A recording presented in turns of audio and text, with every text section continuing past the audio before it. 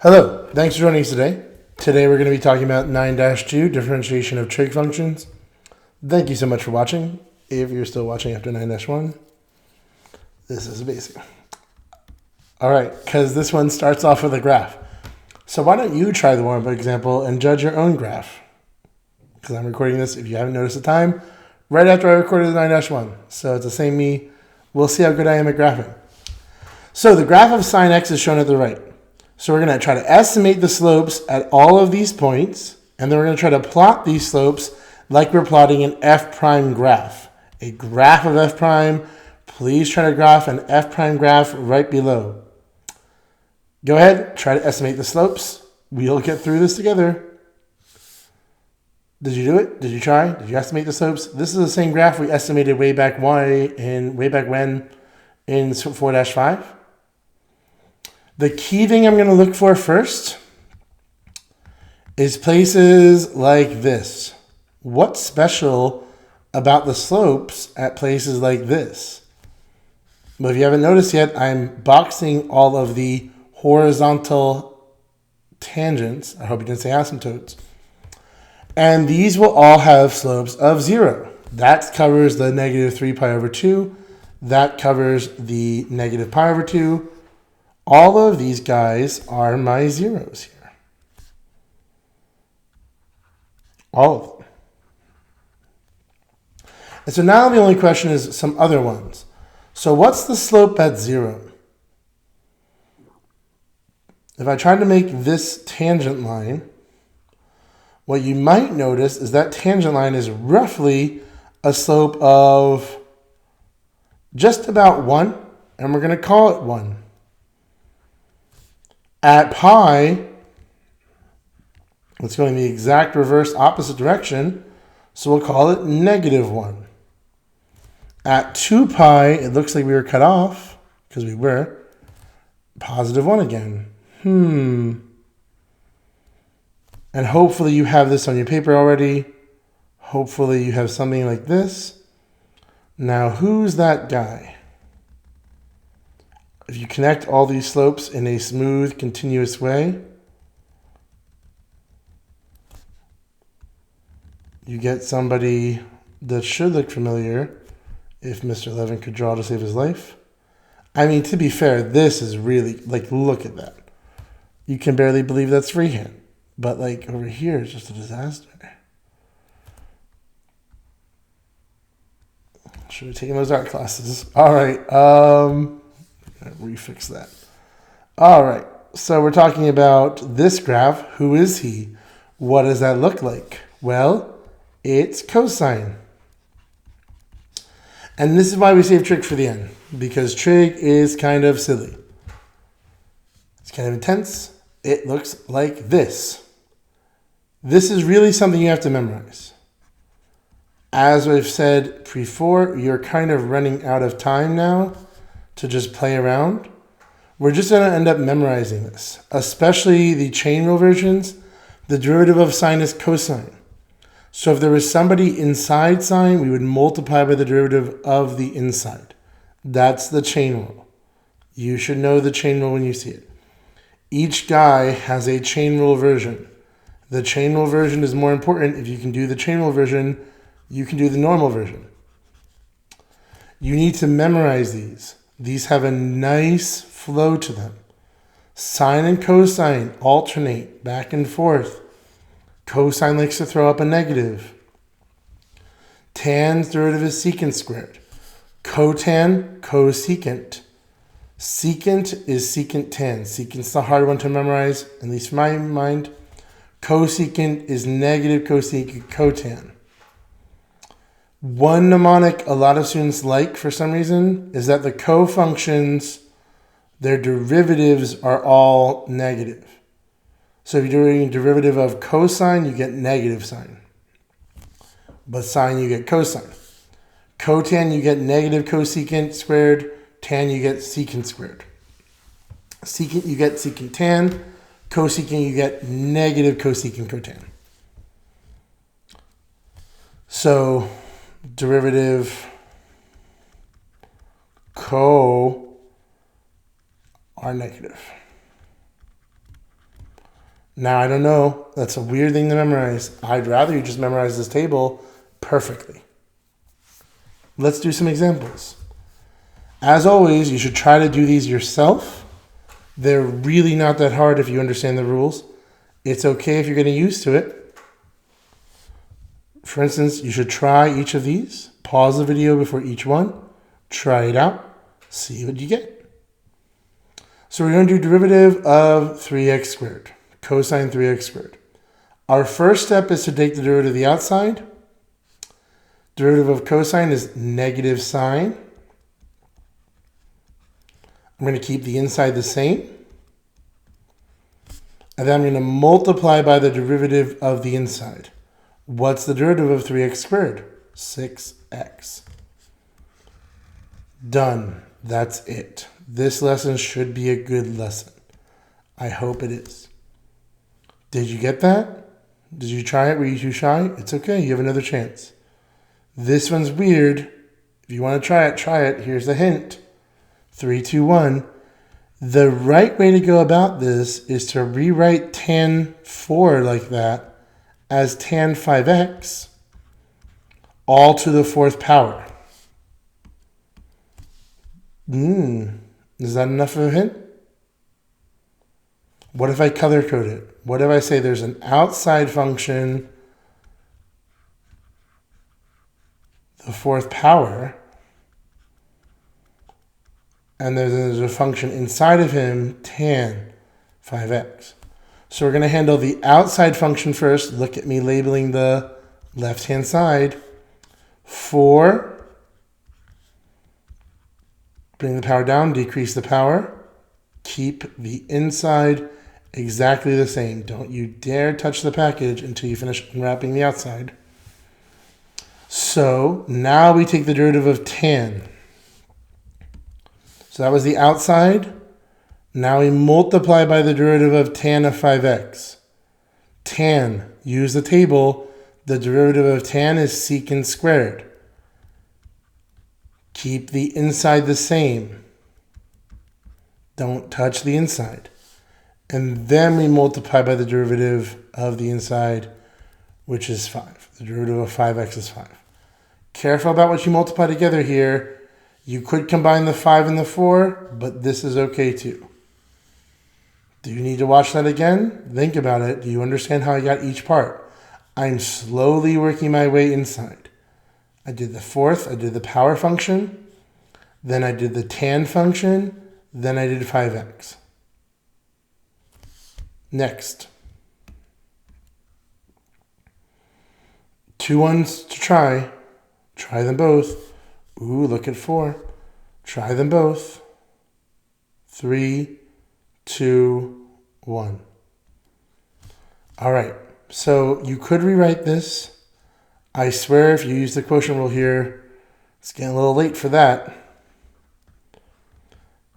It's 1/2 t. Hopefully we're okay with that. Hopefully you're okay with that. This isn't the product rule either. Anyway, f prime, did you label it? But did you really? Derivative of a cosecant, this is negative cosecant. The inside is the same, or 1/2 t. Cotangent, the inside is the same. That's just the derivative of cosecant. I know that's weird. A lot of students aren't happy, but cosecant turns into 2 functions. It's not the prettiest. It's not the best. You need to memorize it though.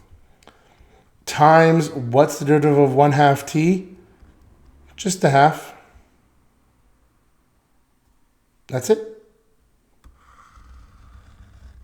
That's really it. Memorize cosecant, cosecant, negative cosecant, cotan. Both the insides are the same and they match the original guy's inside. Why did I get so excited about G? Well, G has the product of 2 functions. Did you miss that? Did you notice that? Try it now. It's a big hint. Equals. Do I need more space? Nah. First, times the derivative of the second. What's the derivative of cotan? You gotta memorize it eventually. It's negative cosecant squared plus the second times the derivative of the first. E to the negative 2x. E is easy. You copy it down, and then you multiply by the derivative of its inside, and e's inside is its exponent. Negative 2. See, I didn't need more space. It's just jammed against the side of your screen. That's it. Dunzo. No big deal. Watch these as many times as it takes. Basics are basic because they are important for everything else. Without a calculator, find the slope of the graph of this for these two x values. Read the question. Try to do it. Please, please, please, please, please. We're running out of time for me to handhold you. 3, 2, 1. Find the slope. What does that mean? It means derivative. So dy dx. We hold on to the 3. It's not product rule. It's not product rule. It really isn't. Who's the derivative of cosine? It's negative sine. I keep the inside the same. And then I multiply by the derivative of the inside. Does that make sense? As always, before you ever use a derivative, you should try to simplify it as best as possible. In this case, we get 3 times negative. We get 3 sine negative x. Beautiful derivative. Excellent derivative. So the slope when x is, you should know that notation, evaluated at x equals pi over 2 is 3 sine of negative pi over 2. Where did the negative come from? There. And yes, you have to simplify it. What's sine of negative pi over 2? It's negative 1. Negative 1 times 3, negative 3. Trig is going to become a big part of your day-to-day existence. So this graph has a slope of negative 3 at pi over 2. What about at pi over 3, negative pi over 3?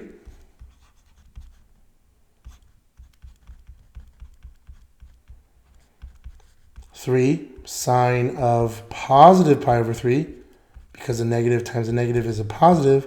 What's sine pi over 3? Quick, did you get it? Do you know it? Do you know it by heart? Do you really? Sine of pi over 3 is root 3 over 2. So we have 3 root 3 over 2. Where did the extra 3 come from? Right here. 3 times root 3 over 2 is 3 root 3 over 2. Done. Next. Find this limit. Uh-oh. See, this is why I love Unit 9. You get to review all your little stuff. Try it out. Did you get it? Have you thought about it? Did you really? 3, 2, 1. The first thing you should have tried is substitution.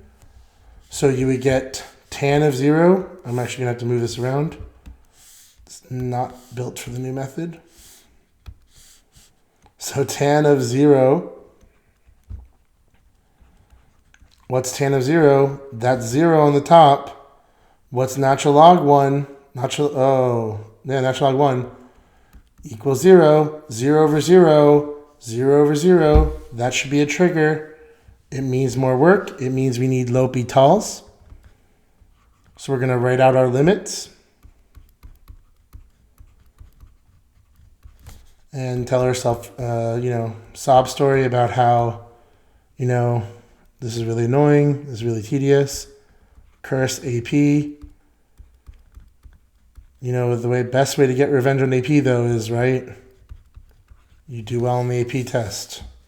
So step 3, by L'Hopital's, don't we sound professional? This limit, see how I'm writing the original limit? This was true in the original video. The Unit 8 test is tomorrow for me. It may be in your past. It's in my future, though, when I'm recording this. You should have written this on the Unit 8 test, not this exact thing. I know you're all going to be, what? We write out the original thing, and then we write out the new derivative. What's the derivative at the top? Derivative of tan is secant squared. Ooh la la. Keep the inside the same.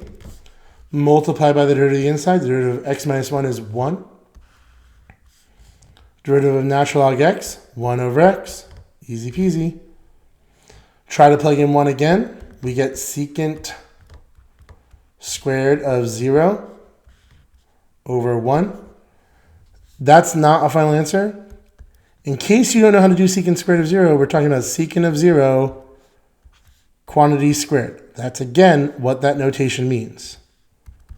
Secant of 0, 1 over cosine 0, 1, 1. So that's this limit. We used L'Hopital's rule. Make sure you showed your work. You will not get credit if you don't. Last. Find the x values for the relative extrema. This should also be familiar. This should all be familiar. 3, 2, 1. Did you pause the video? See, I didn't tell you that time, so I don't really believe you. Pause it. Try it right now. It's only going to get worse if you don't try these yourself.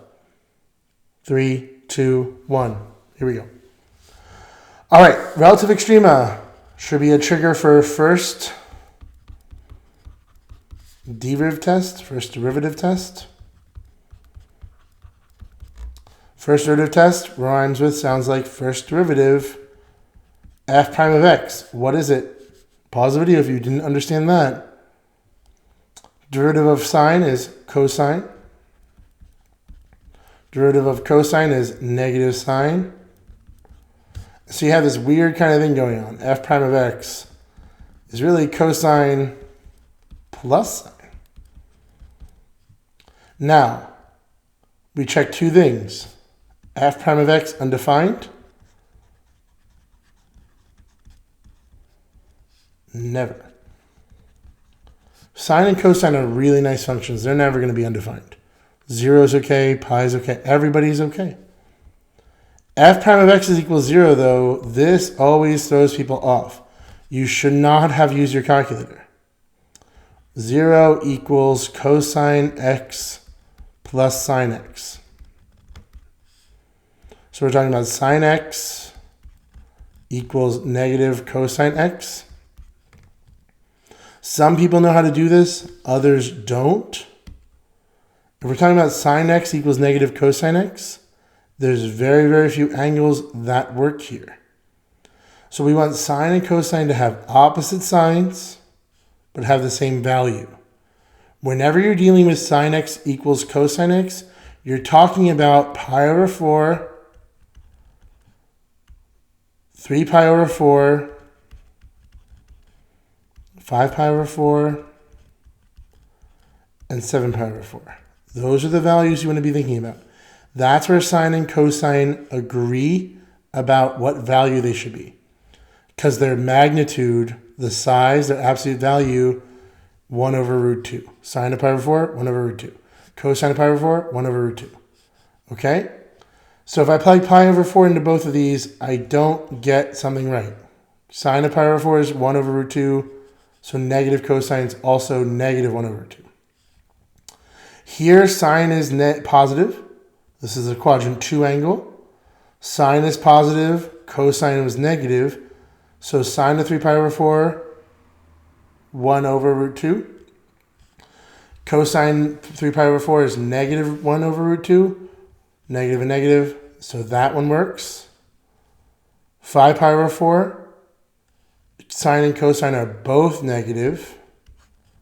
7 pi over 4. That's the other one we're looking for. That's the trick method. Whenever you see sine and cosine being equal, it's going to be one subset of these. You might as well figure out who. One danger, there's another way to solve it. You could divide both sides by cosine. you get tan x equals -1.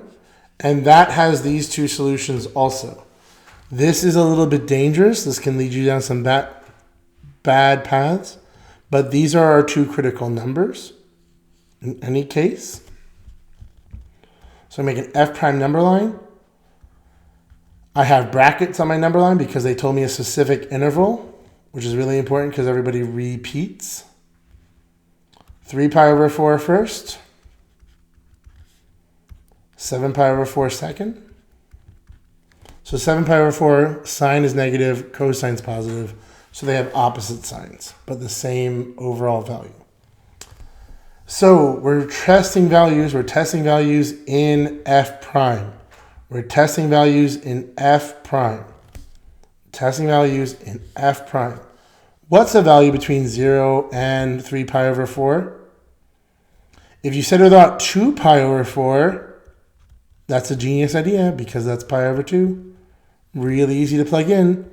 Cosine of pi over 2 is 0. Sine of pi over 2 is 1. Between 3 pi over 4 and 7 pi over 4, we have 4 pi over 4 equals pi. Cosine pi, -1. Sine pi, 0. Between 7 pi over 4 and 2 pi, well, it's a little tense. It's a little close. You can argue either way. You could try 2 pi. That would be okay. If you didn't want to try 2 pi, the other best value here is actually 11 pi over 6. We're allowed to try 2 pi because it's on the interval. 11 pi over 6, what's cosine of 11 pi over 6? It's root 3 over 2. What's sine of 11 pi over 6? It's -1/2. Root 3 over 2 minus 1/2 is positive. Again, it's probably easiest to use 2 pi. Cosine 2 pi is 0. Ooh, cosine 2 pi is 1. Sine 2 pi is 0. All right, almost time for bed. Increasing. F is increasing. I'll use a different color just to make it clear. So f prime is positive, so f is increasing. F prime is negative, so f is decreasing. F prime is positive, so f is increasing. So that's my f in pink. So x equals 3 pi over 4 is what kind of relative extrema? It's a relative, did you say max? Did you think max? And 7 pi over 4 is a relative min. Done. All right, go ahead and try the homework. Have a great time with it. It's a whole blast. You got to memorize this chart, though. People, come on, listen to me. You got to memorize this chart. There's no other path forward at this point. Memorize, memorize, memorize. Use it until you can't not use it. I don't know. That's not an expression. Use it until you know it by heart. You have a great night. You have a great day. Have fun with everything. I'll talk to you later. See ya.